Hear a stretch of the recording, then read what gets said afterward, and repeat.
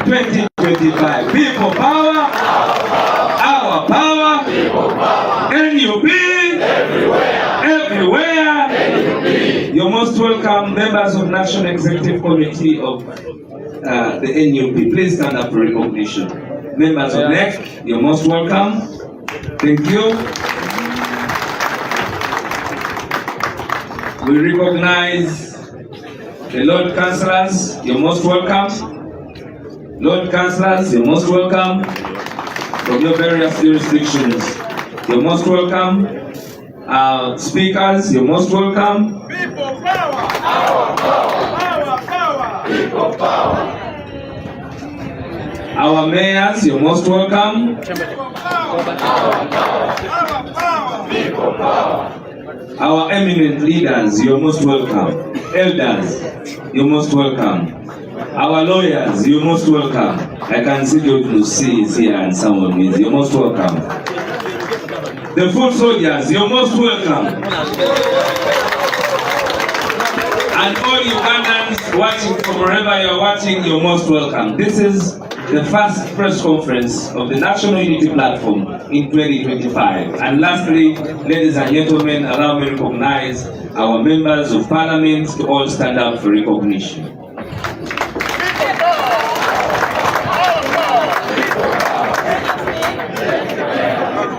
The team is formidable. Give them another hand clap. And of course, special recognition to the Deputy Secretary General, Honorable Aisha Kavanda. You're most welcome. Special recognition to Honorable Zake. You're most welcome. Special recognition, Chairman Nyanzi Watu. You're most welcome. Special recognition to the Secretary General, David Lewis Ruongoya. You're most welcome. People power, our power. Special recognition to my boss and also the leader of the Parliamentary Front, the Right Honorable Joel Senyu.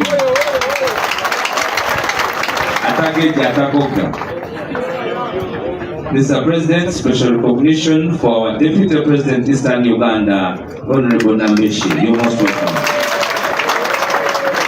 And without a doubt, special recognition to our Deputy President, Northern Region, Dr. Lina Zedriga. You're most welcome.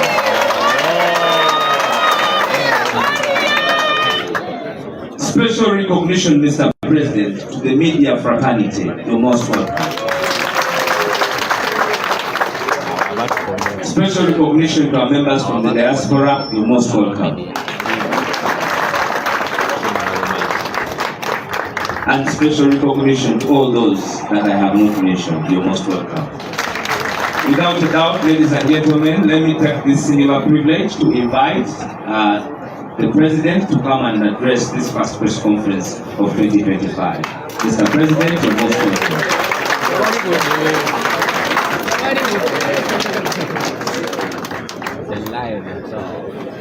Thank you very much, Comrade Vice. People power! Our power! Our power! People power! People power! Our power! Our power! People power! NUP! Everywhere! Everywhere! NUP! Adui nani? Adui nani? Adui nani? Adui nani? Olabe yani? Olabe yani? Songe mbele, songe mbele.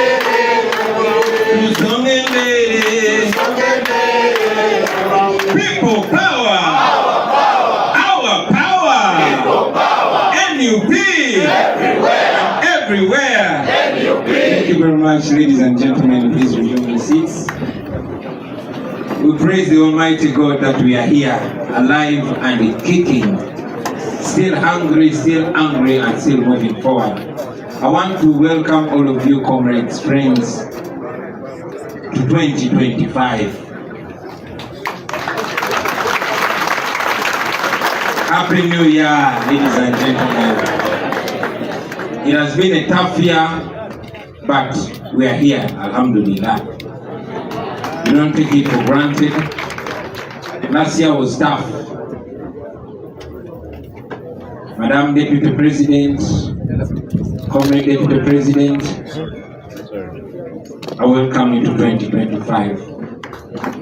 Last year was sad. We lost our Deputy President to death. Mama John Mugisha, may her soul continue resting in peace. And we also, in a way, lost another Deputy President to corruption. But we refuse to give up. We know that one day our brother will see what is right and do what is right. We refuse to give up on him, and I encourage you, comrades, not to give up on people even when they falter. Friends, as I welcome you into this year, I want to remind you, Iweba motoka, kunumwaka motoka ya maje. This year is a critical year. Many people have called it an election year. Allow me to redefine this year. I think this year should be referred to as a revolutionary year. This year, ladies and gentlemen, is different.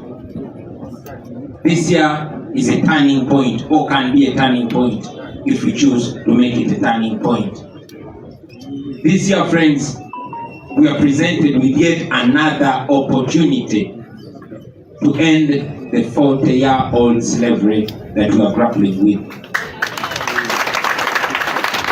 Throughout the history of Uganda, the people of Uganda have always been presented with an opportunity to define their destiny, an opportunity to build a country that makes sense to them and their posterity. It has happened in different turns of our history. We all remember that in 1962, we were presented with an opportunity to build a new country, like all other countries. Unfortunately, many of those countries took an opportunity that we did not. In 1962, our mothers, when they were young, our grandfathers and grandmothers celebrated, they jubilated, because finally the rule of foreigners, of aliens, of whites was coming to an end, and their own children were taking charge of their destiny. Uganda was being handed over to Ugandans by the British. There were celebrations, there was dancing, there was party everywhere, because they believed that a new dawn had descended on Uganda. Unfortunately, just only after 4 years, chaos ensued in 1966. We disintegrated again, we backslid again, and crime came back, death came back. It went on until 1971, when once again, when Amin took over, there were celebrations everywhere. My old man used to tell me that that was one of the happiest days after Amin took over. There was happiness, there was new hope. Everybody thought that yes, it was a chance to start again. Just like we missed the opportunity in 1962, very few years after Amin took over, the crime and wailing returned. The suffering, the torture, the killing returned. Another missed opportunity. It went on for 8 years until 1971, when Ugandans came together in Tanzania, Moshi, and had the Moshi Conference. The United formed the Uganda National Liberation Front, and together they defeated Idi Amin in 1979. So in 1979, when Amin fell, there was celebration everywhere. There was belief that yes, now this is a turning point. It was an opportunity to start again, to build Uganda again, to smile again, to dream again. It did not take even 2 years. We descended into mess again. Disagreements, violence, chaos, another missed opportunity. In 1981, Obote took over and we dared to hope again. We said maybe now this time things are going to be different. I mean, Dr. Obote is a doctor and he's experienced. He's been there before. He led the nation to independence. So now that we have him again, maybe it's going to be better. So Ugandans dreamed again.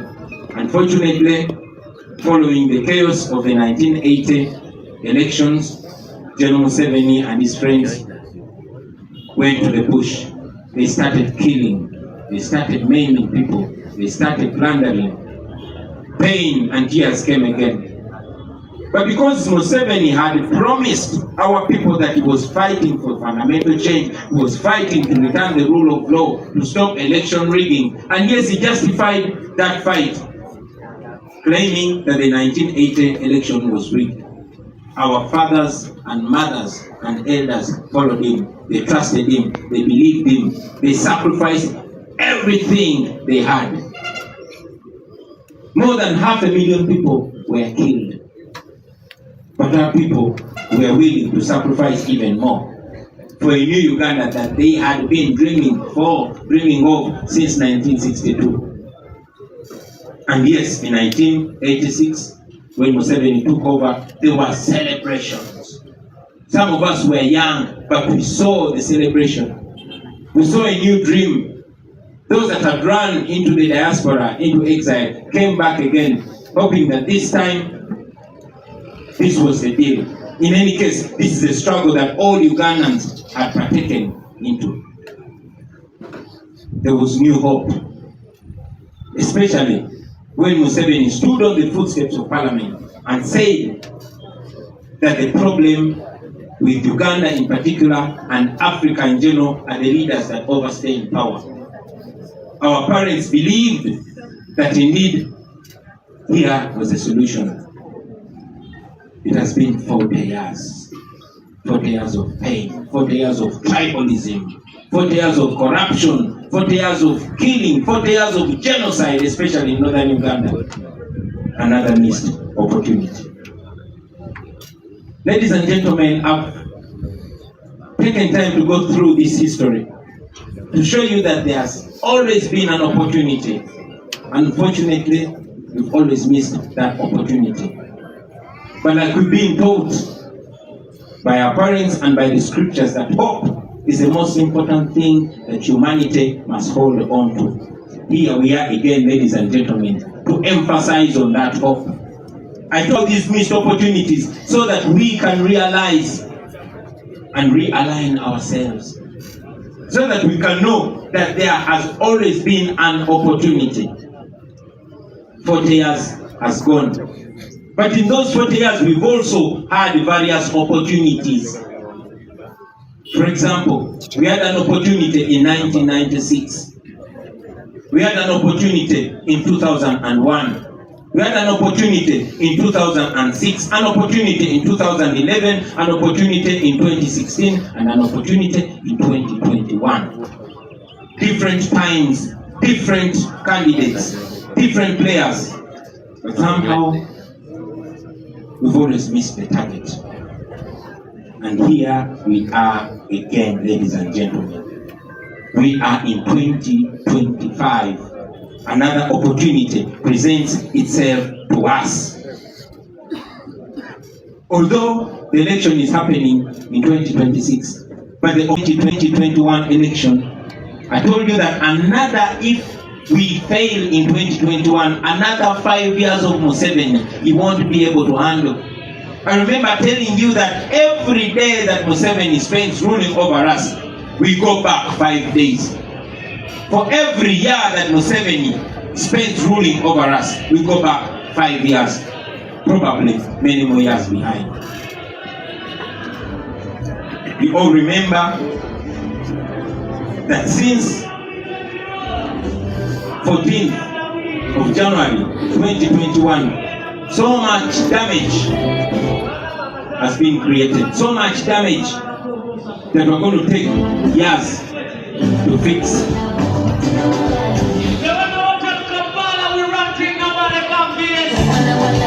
Uganda's Rihanna's my Rihanna live. Don't mind that. So I want you to know that since January 14, 2021, every day you, the people of Uganda, lose 27 billion. Since January 14, 2021, we lose 27 billion to corruption. 27 billion is stolen. Every week, not every month, every day. That's a total of 10 trillion. And this is according to the IGG, a government employee. We could be losing more, but according to the IGG, we lose 10 trillion in corruption. That means we lose 27 billion every day. That means in 5 years we lose 50 trillion. Have you come to think about that?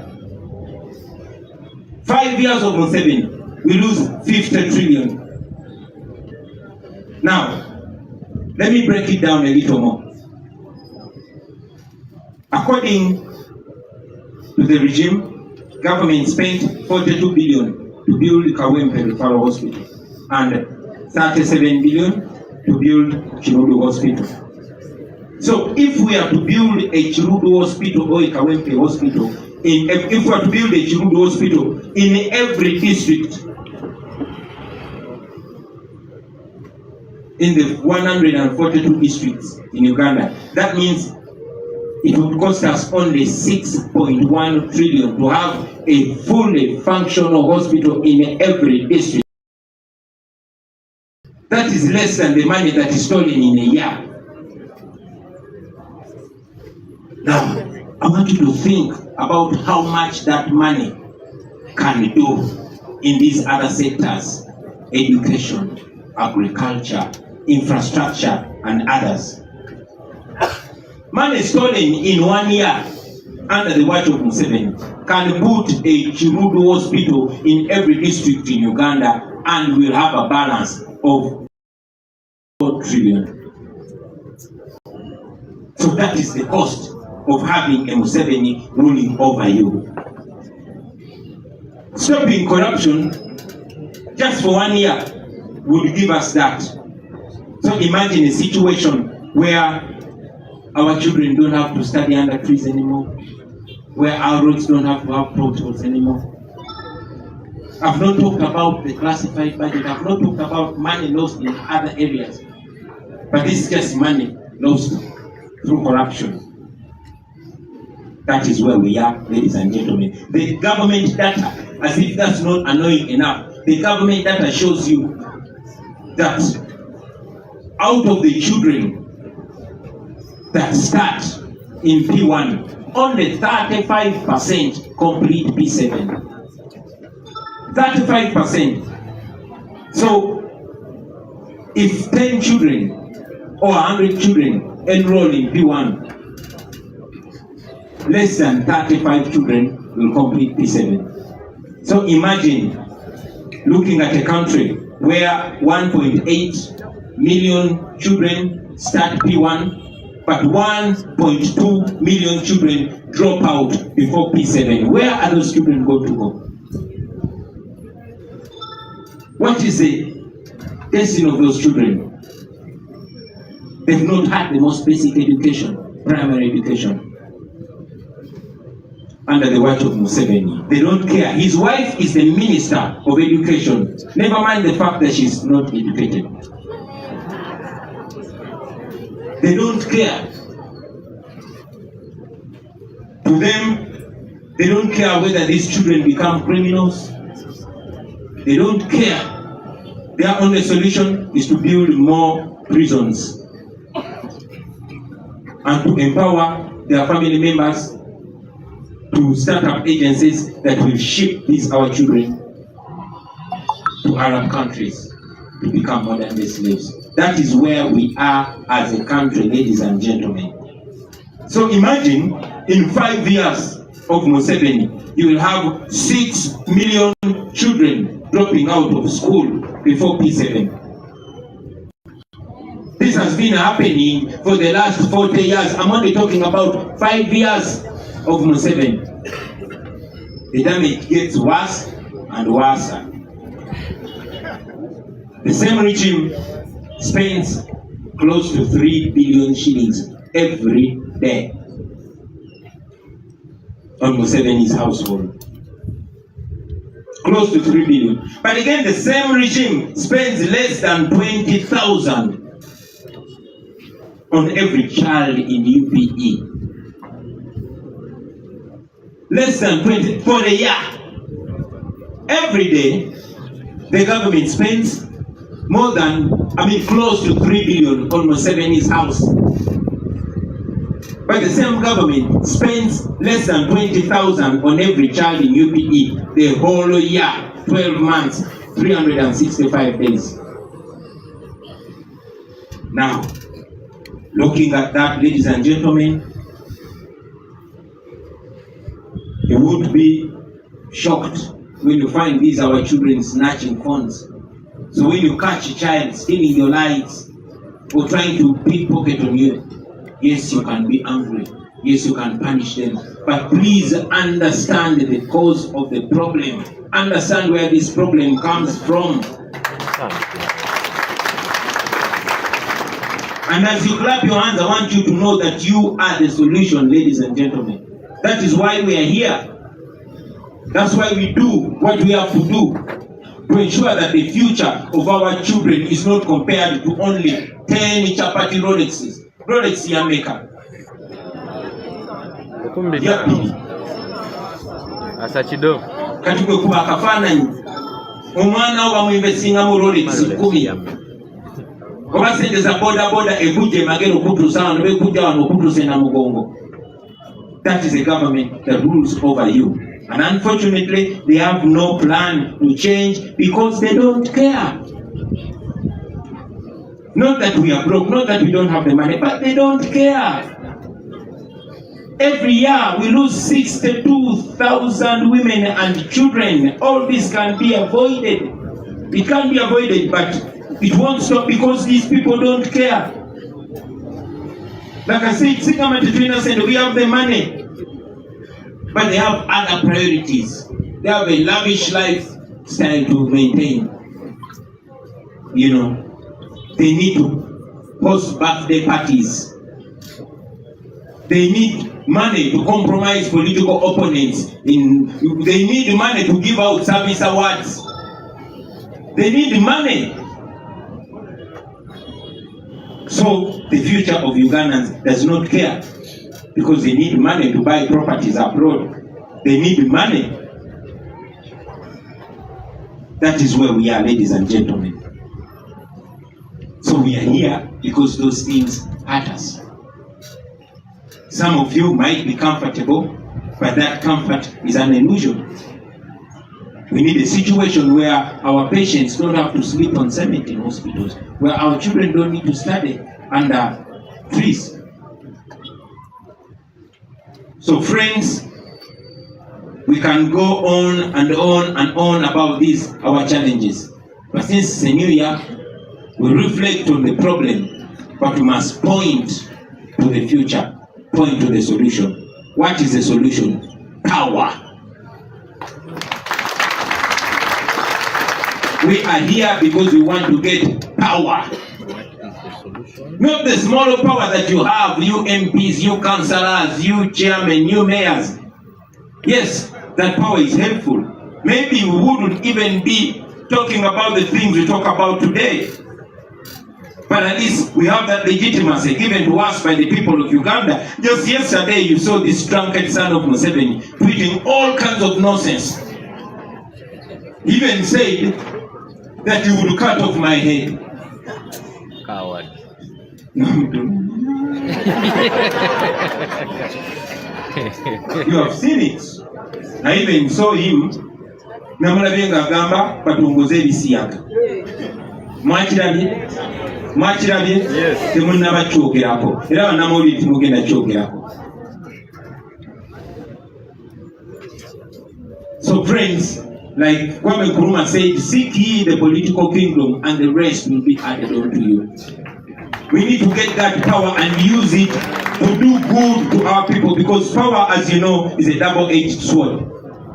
When good people, like the Bible says, have power, the people celebrate and will be happy. But when evil people have power, the people will cry and hear. So we need to get that power and use it for the benefit of our people.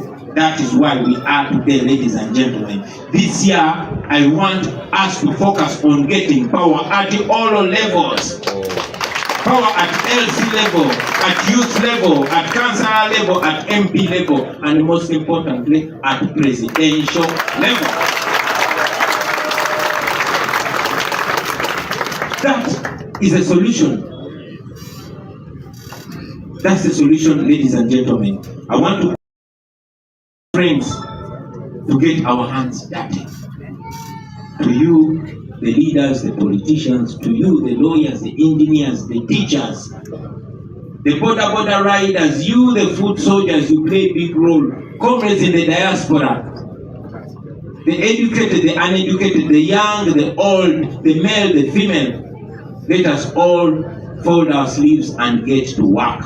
Let us do everything that we can. Let us use every tool that we can to get that power, so we can use it to change things, to change the circumstances of our people.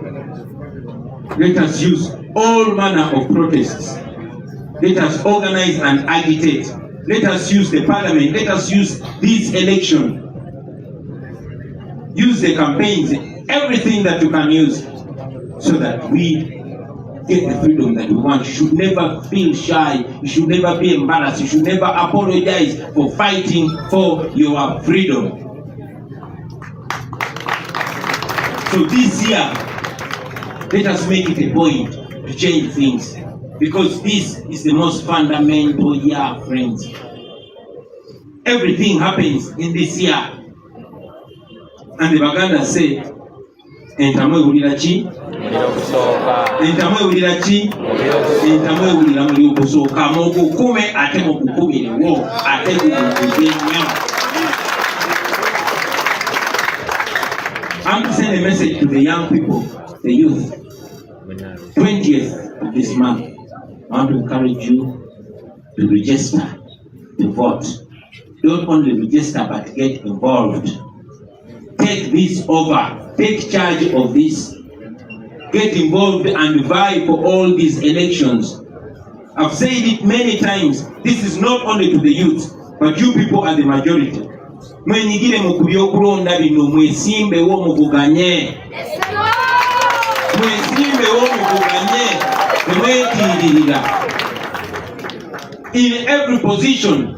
Neyo gye mulaba abakulembeze nga bali corrupt. Challenge.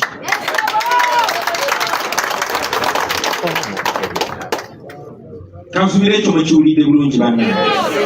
Stand for those offices, right from LC1 all the way. There's no limit. This is your country, and you have to live like you have every right to belong to this country and to get involved in everything that matters in this country.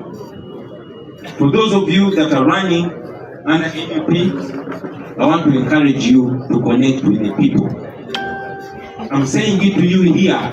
It is not a matter of knowing the president or having a connection with the president. It is not a matter of you being a favorite here at the headquarters. It's not a matter of connections here. The only important connection is a connection with the people, because we are people power. So go connect with the people. According to the leadership of this party, everybody is equal and has equal rights. We are people power, and we are answerable to the people. Let's go for it. Itubeera mu mbeera eyo paka 7 amini we yawambira ne tusanyuka abazeyi baffe babatumiza. Waliwo okusanyuka kungi nnyo. Tekuba amini ase tewagenda kubeerawo nguzi, tewagenda kuba eki, ne tusanyuka nnyo. Era n'asooka n'akola ebirungi bingi. Enguudo